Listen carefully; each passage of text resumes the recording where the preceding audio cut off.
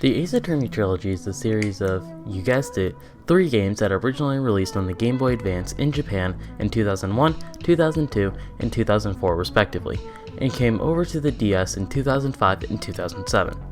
The DS release was how people in the West experienced the games for the first time, and the DS games went to the Wii, and then the whole trilogy got ported to every modern console that you can think of. The Switch, PS4, PC, 3DS, Xbox One, and even iOS/Android devices, which is the absolute worst way to play them, the iOS port that is. You follow defense attorney Phoenix Wright as he goes from rookie to pro in the span of these 3 games. These games are very well made visual novels, with some of the best twists gaming has. Now, the stories are split up into cases or turnabouts. The original trilogy consists of 14 cases, 5 from Phoenix Wright Ace Attorney, 4 from Justice for All, and 5 from Trials and Tribulations. So I'm going to be ranking them all, worst to best. And spoiler warning for every case. If you have the slightest feeling you want to play these games, turn off the video now. If you want to go into these games, go into them blind. And with that out of the way, let's start with... The story goes that a kids' TV star, Will Powers, is arrested for supposedly killing his co-worker, Jack Hammers. Maya Fey, Phoenix Wright's assistant, begs you to take on Powers' case. You do, and end up talking to multiple characters until you nail and find out that Dee Vasquez is the killer. This case sucks. It was originally above the next cases, but the more I thought about it and the more and more I just think about it, it's way worse. If you follow Ace Attorney at all, you know about the third case syndrome, where the third case of any Ace Attorney game is usually the worst. That applies here. The characters, aside from Powers and the main characters, are all bad. Cody Haggins is a little kid who is as bratty as can be. Sal Manila is very annoying and only talks in stupid elite speak. And Dee Vasquez, which could have saved the case, ends up being a very underwhelming villain. She hides in her trailer most of the case, and when she comes out, she basically says that she did it. Also, her breakdown is awful, lots of build up for nothing. The best villains are the ones you meet early on so you can build a relationship with them, and the twist feels way more exciting. And Wendy Oldbags, okay, I'll admit I kind of like her character. She's annoying, yeah, but her relationship with Edgeworth is one of the best moments in the game. But still, an overall weak case because of those characters. I'm lumping these 2 together because they have very similar problems. They're so boring. I'll talk about The Lost Turnabout first because it's definitely the worst of the 2. Lost starts with Phoenix Wright, aka Nick, getting hit over the head by the killer Richard Wellington, giving him amnesia. I don't like this. It's an excuse to have Nick be a rookie again, as it's the tutorial case for Justice for All. And this case shows you the killer, which can be done right, like the first investigations case, Turnabout Visitor, but it's extremely hard to do. Needless to say, this isn't one of those cases. Showing the killer beforehand only works if the killer's a great character. Wellington isn't. He's a generic talkative guy that we've seen before in the series. I do like Maggie Bird, however she's way better in an upcoming case, so that's when I'll talk more about her. And for the first turnabout, let's start with the good, because I feel like there's way more good than the lost turnabout. I like the defendant, your old friend Larry Butts, and I like how Nick being bad at this makes way more sense as its first trial. And I think Mia Fey is a fantastic character. But those positives did not save it from being boring as hell. It shows you the killer again, and he's also not too fun. He's an obvious liar and basically gives up right at the start. Also, being the tutorial case, you're given all the answers, making it boring. It's really short though. If you know what you're doing, you can finish in about 20 minutes, so that's what kind of saves it for me. Okay, we're out of bad territory now, and now we're just entering mediocre stuff. Starting with, yeah, I don't think Big Top is all that bad. The story goes that a circus leader was killed, and Max Galactica is arrested for an eyewitness saw the killer fly away, and Max's signature trick is flying. You find out that the acrobat, Acro, accidentally killed the ringmaster, Russell Barry, when he meant to kill his daughter, Regina Barry, for putting Acro's brother, Bat, into a coma years ago. Starting with the positives, I really like the bond between all the characters. You really see a sense of family connection between all of them. And I really like how the murder was done on accident by Aggro. And I love Mo the Clown. He's definitely one of my favorite Justice for All characters, along with rival prosecutor Franziska von Karma, and someone else who I'll talk about later. There's one more thing that I really love. The information that von Karma gives you that Edgeworth is, or at least could be, dead. All she tells you is that Prosecutor Edgeworth chooses death and to never speak of his name. In a pretty goofy case all around, it's a gut punch. However, there is a reason why this is one of the most disliked cases in Ace Attorney.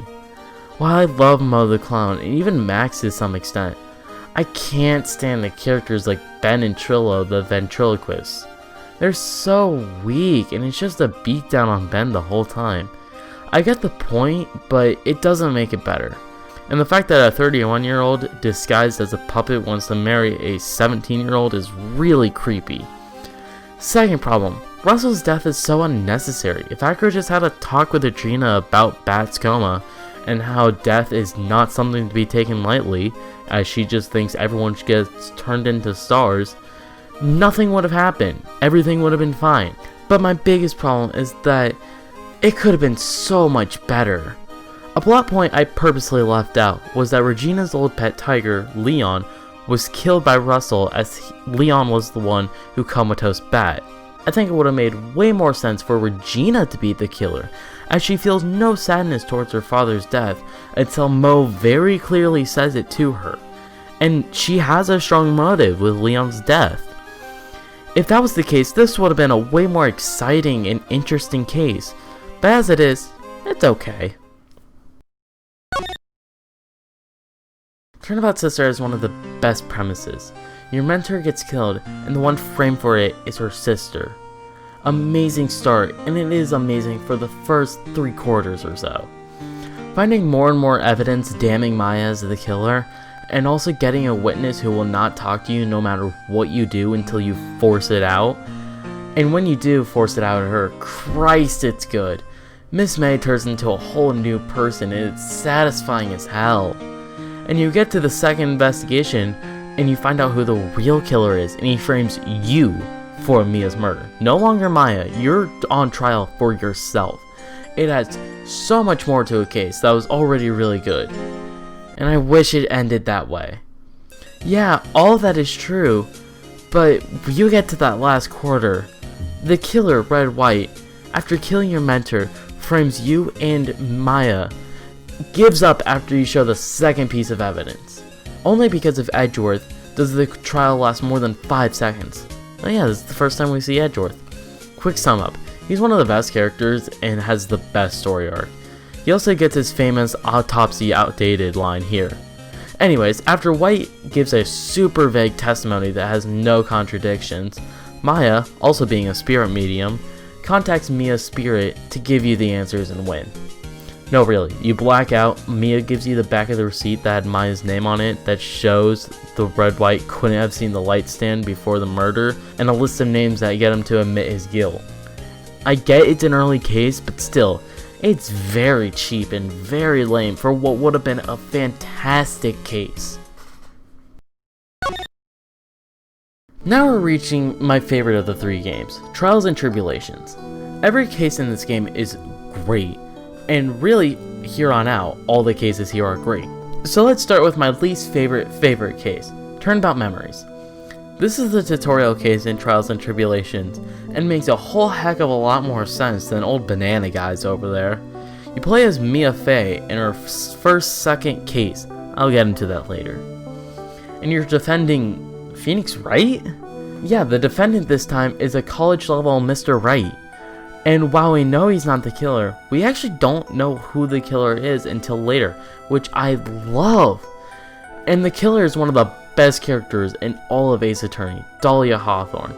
She is the first multi-case villain, and because of that, you get to know how much of an evil person she is. In this case alone, we know that she tried to poison someone in the courthouse, gave the bottle to Nick to hide the evidence, and she killed the victim after he tried to warn Nick about Dahlia. And that's just the tip of the iceberg. And the fact that this is the first case, however Mia knows Dahlia, sets up a really good question that ends up getting answers. Hands down the best opening case. Recipe for Turnabout starts with you losing? Yeah, you start off the case by getting a guilty verdict before you've done anything. And on top of that, the client is Maggie Bird from Lost Turnabout, which you know is innocent. Already a weird start, but it gets weirder. As you're investigating, you run into all sorts of strange characters. Chef Armstrong, who is the owner of the restaurant where the murder happened, Trilogy, and is described by the Ace Attorney Wiki as a, and I quote, homosexual man who enjoys non-passion drag, which is some of the funniest shit to me. You also run into Victor Kudo, a man who only goes to the restaurant to see the girls in uniform, Violetta Cadaverini, the daughter of a mob boss, and Furio Tigre, who's the owner of a loan shark that he uses to pay off Violetta's hospital bills, as he almost killed her. And he's also the one who impersonated you at the beginning. It's insane, and I love it. This is also one of my favorite cases comedy-wise. The wacky characters make it an amazing fun time. And Maggie Bride is way better in this case. You see a relationship that her and Gumshoe have. So when Gumshoe is forced to testify against her, she gets really upset and hurt by it. And when he comes with the final evidence to save her, you really see how great they are together. It's just an extra cherry on top of this amazing case. Now, sorry if I can get this out on time, I'm gonna split this video into 2 parts. So I'll see you next month with part 2.